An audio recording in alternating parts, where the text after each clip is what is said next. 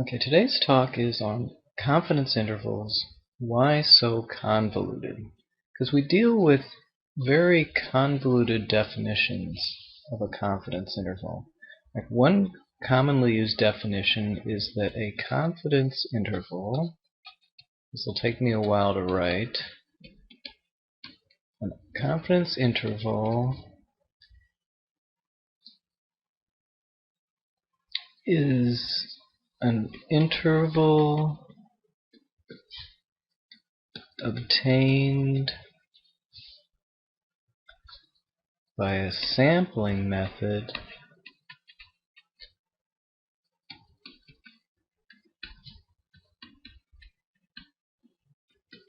that will contain,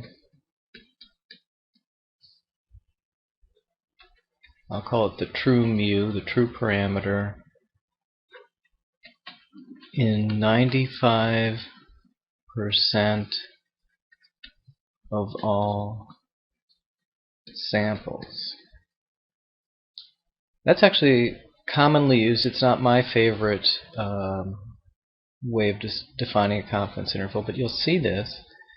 And I've had one student in the past just get almost ready to just throw down his book and walk out of class seeing that definition, because it's circular and meaningless, is his accusation, and that kind of is right. And so why are these things?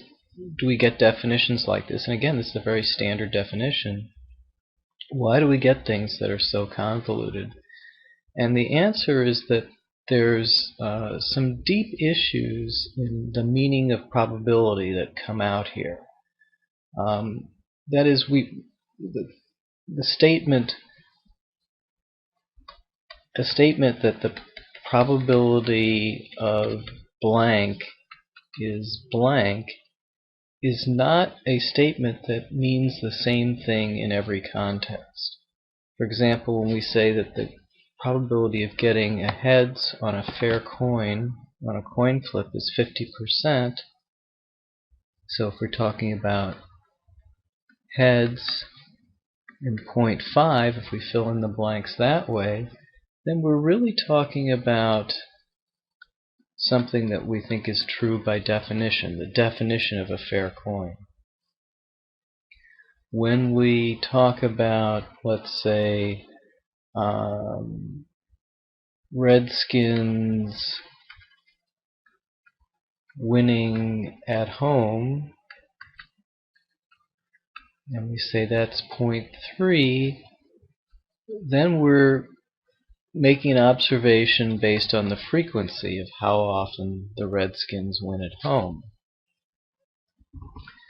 And now here's another one. I'm recording this at the end of November of 2011, and there are all these sex abuse scandals about political candidates and assistant football and basketball coaches. And so you could ask the question, the probability that the alleged victim is lying, so I'll say that the victim is lying, is, say, 25%.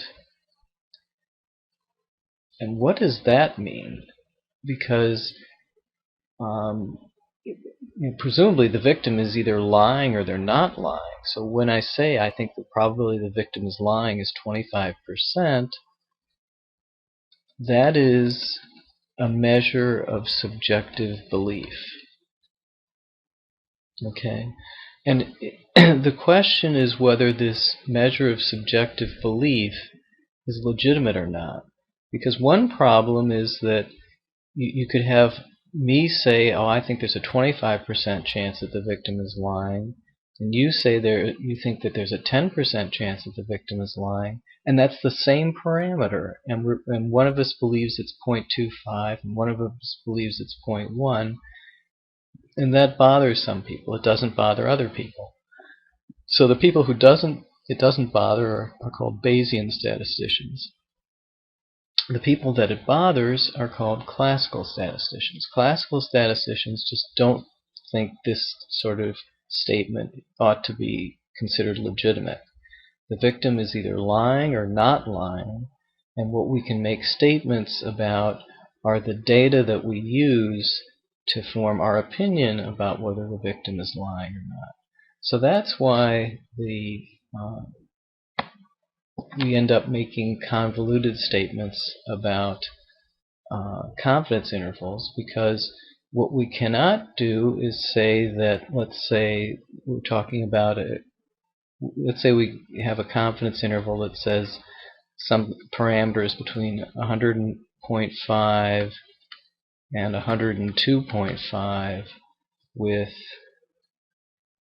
we call it, let's say 90% confidence.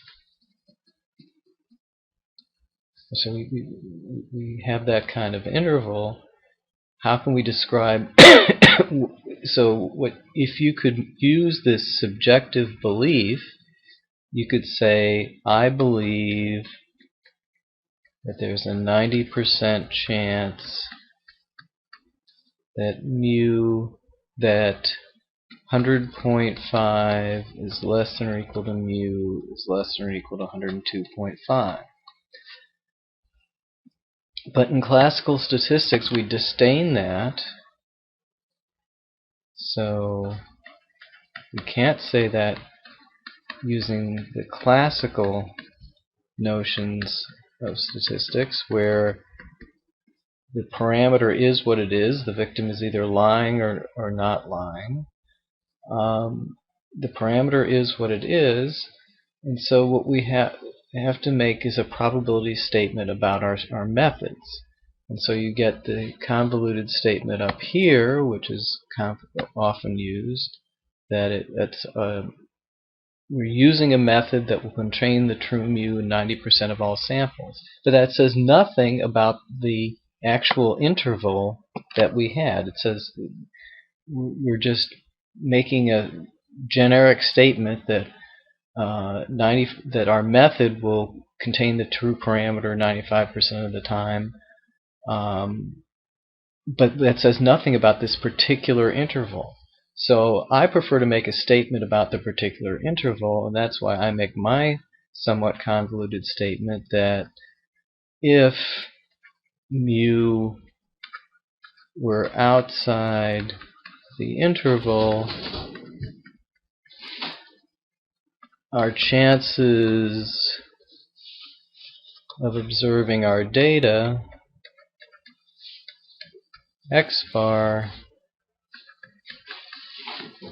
would be less than 10%.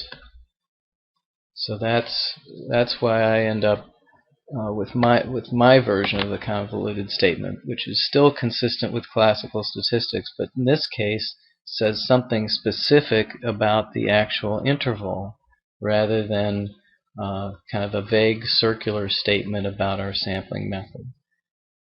But anyway, what I wanted to get across is that the reason for this is that we don't like to, or classical statistics does not like to use the subjective belief notion of probability.